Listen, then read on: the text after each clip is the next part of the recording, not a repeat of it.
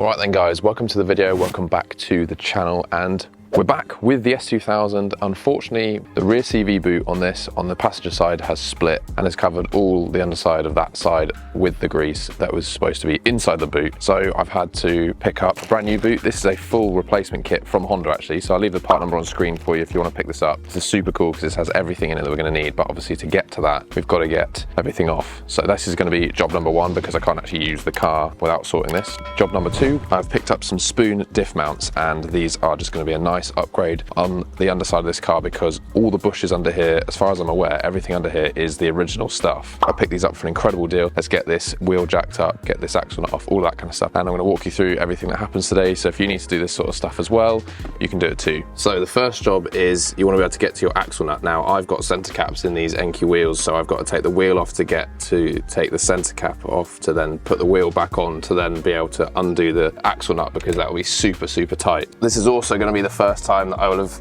properly seen the absolute carnage that is going to be behind here with how much mess there is. Oh my god. Oh wow.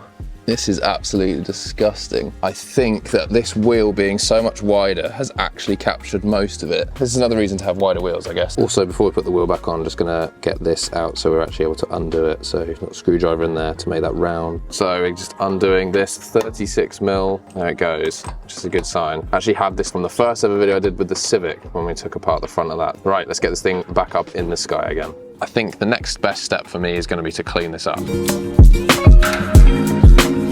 Cleaned it up enough to be able to actually work on this. Next up is getting this castle nut off. Got to slide the pin out, which we've done, and it was a bit of a nightmare. That is a 17 mil, and the axle nut is now off as well, obviously 36. What's cool with the kit is you get a new one of these, and it's because it looks like the threaded part is the bit you knock in. So all the videos I've seen online have talked about taking the ABS sensor out. It seems a bit unnecessary. So what we're doing instead is taking off the bracket that holds the cable in, because all you need is for there to be enough flex when you swing this out the way. As you can see here, this is one bracket, this is on a 10 mil bolt, and then as you can see the socket is on the other. So just undoing both of those should then give this cable to the sensor enough flex to be able to move this thing out of the way. Next job is to get the ball joint out. So this is going in here to split the ball joint off of this arm so that we're able to swing this out of the way.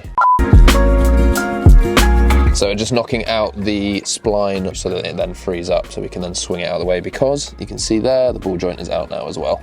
This is out, and this is at the point where you can clearly see just how smoked this boot actually is. You probably could get away with doing it on the car. It looks like way too much effort. So for the sake of what is 6 bolts holding in this entire drive shaft, it seems crazy not to take it out. The bolts that I'm talking about are these ones here. So we'll undo this one and then spin, because that makes it easier to access all of them. So spin, undo, until these are all undone. So as you can see, we're using a spanner to brace the actual drive shaft to be able to crack the nuts to be able to get them loose. This is essential for being able to do this because these are done up super tight. We're just working our way around, taking these out one by one, using this method to crack it.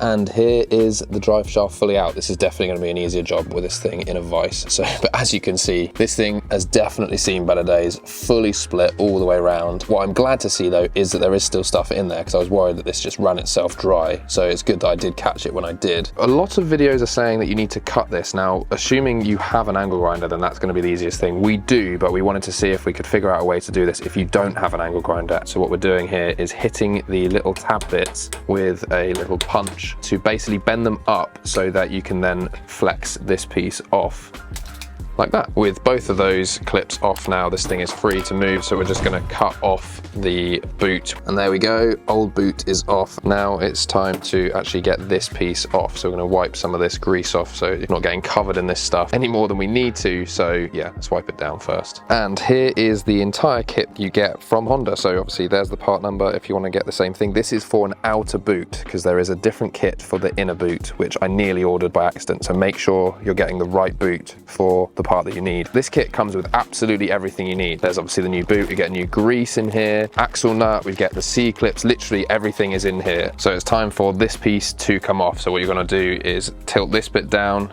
and hit here, and in theory it should knock off the spline.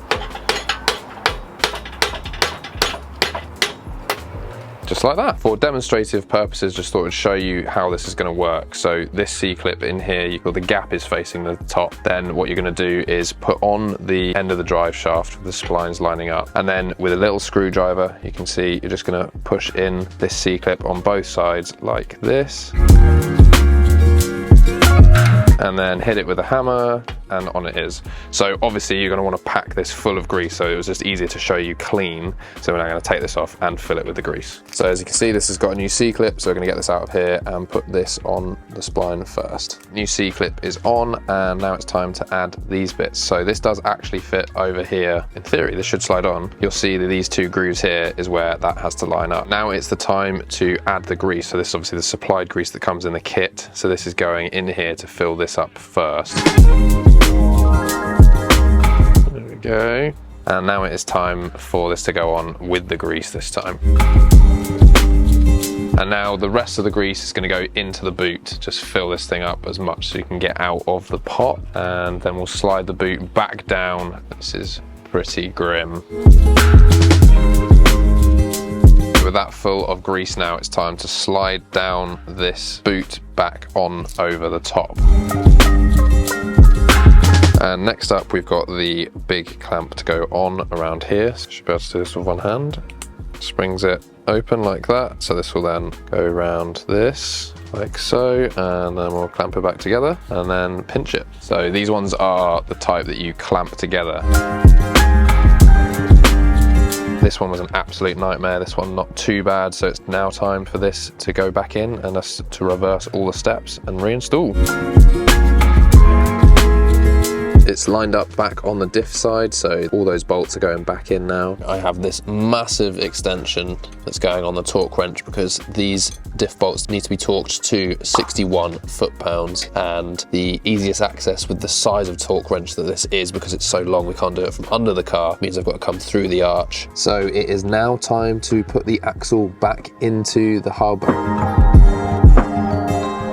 So now that the axle is threaded through, it's time to put the ABS bracket back on. So as you can see there, putting those 10mm bolts back in. And the heavens have opened fully. Just done the lower ball joint here, I wrote it down. We've done it to 51 foot-pounds, the lower end, and a pin is gonna fit through the hole at that point. So that's perfect for us. Now that that's in, it's obviously onto putting the wheel on and everything. And the last piece of the puzzle is the brand new axle nut. So you need to put some grease on this before installing, and then this can be hand tight on, because obviously you can't fully torque this down until the car's back on the ground. And now I've got the wonderful job of cleaning all of this grease off of the inside of the wheel. It is so disgusting, but it's got to be done. So I'm hoping, because these have been ceramic coated, that this should actually just wipe off pretty easily, but it's the grease, so it's probably going to be a disgusting mess. It's time to get the wheel on. Car's coming down, and then we can torque up the axle nut and then put the center cap like this side back in. Torque wrench is set to 150 foot-pounds, and then it's 60 degrees past that. So we've chopped the wheels, put the handbrake on. There we go.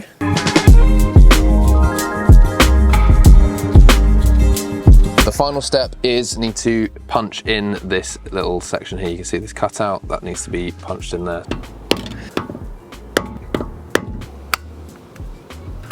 Just need to torque up the wheel nuts, then this is fully done. And yeah, it is soaking wet and going to rain again. So I'm going to come back to you with future Olly to do the diff mounts whenever that may be. So let's cut to future Olly.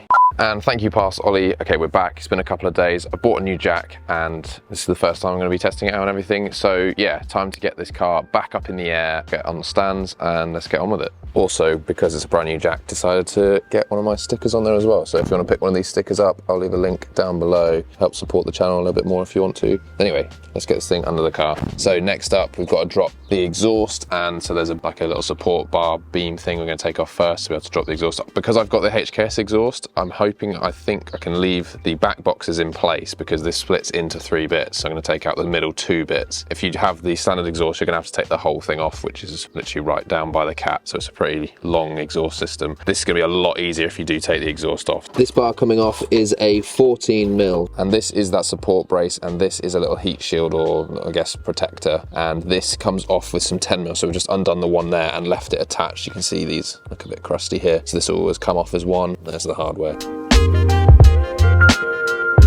And next up is these anti-roll bar clamp brackets. Just undo all of those. And with those 4 bolts undone, the anti-roll bar should drop down just like this. There we go. It's now time to attack the diff bolts. First off, releasing the main through bolt. So this is a 19mm. As you can see, this has been cracked off already, so that's ready to come off completely now.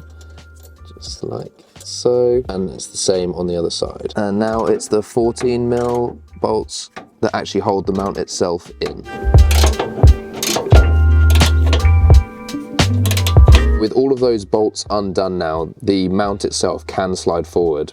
As you can see though, it does hit the boot floor, so this is why you need to drop the diff down on a jack. And next up we have the front mount. We've obviously got this one here, and there's another one just here. Same idea, undo this and then undo the 2 that are holding it there.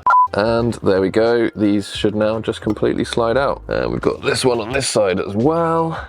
This, because we've left the exhaust hanger up there, probably need to lower the diff using the jack, which it's been resting on the whole time anyway. So I'm gonna drop that and then get that one out as well. And now I've got to drop down the diff a little bit more to be able to slide this one out. Cool, that's 1.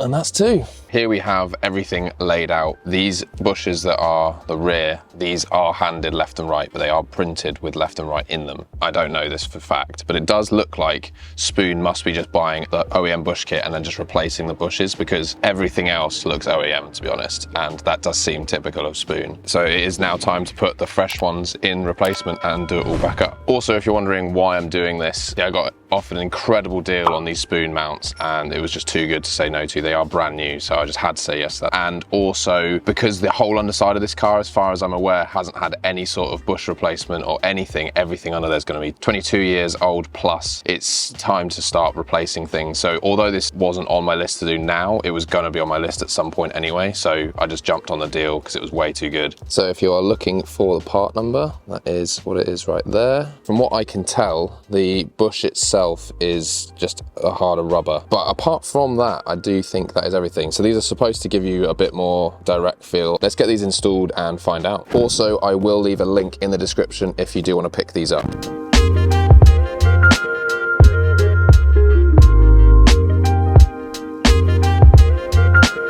Okay, in they go, hopefully. This shouldn't be too bad. And then it's the same for these ones here. So that's just gonna go there. That's just gonna go there. And now we can raise the jack back up and bolt all this stuff in. And as you can see, the nuts are in on everything, so now it's time to torque them up. So the brackets holding them on, those get torqued to 33 foot-pounds, and then the nut on the end goes to 47 foot-pounds. And with the front mounts done, it's now time to do exactly the same thing for the rear mount, so same process, same torque settings and everything. And with all of that torqued up, everything's just going back together. So we're just going to churn through that, and I'll get back to you when the car is back on the ground. So there's nothing left to it. Let's get this thing out on the road and see what difference these Spoon diff mounts make. Well, I can't feel anything through the steering wheel, but it just feels tighter. I don't know how to explain that. And obviously I haven't done anything crazy yet, but it doesn't feel like the diff's like sloshing around loads. Because they're the Spoon ones, they're not like a crazy aggressive one compared to what else, like going solid or something like that. So I'm not going to feel a massive difference. But the mixture of these being brand new and a different bush in there entirely compared to a 23-year-old bush and different rubber means that even just driving around slowly, you notice a slight difference, especially when like going into reverse and like moving around and stuff. It just felt like you could feel the diff actually physically move. Yeah, it just feels, I guess, a bit more connected to the car. From just a driving around point of view, you would quite easily not even realize that these are in. Obviously this is different, but when I did the engine mounts on the Civic, that I like instantly noticed a difference. Obviously this isn't going to create that same feeling, but feels like it probably should have been like this the whole time.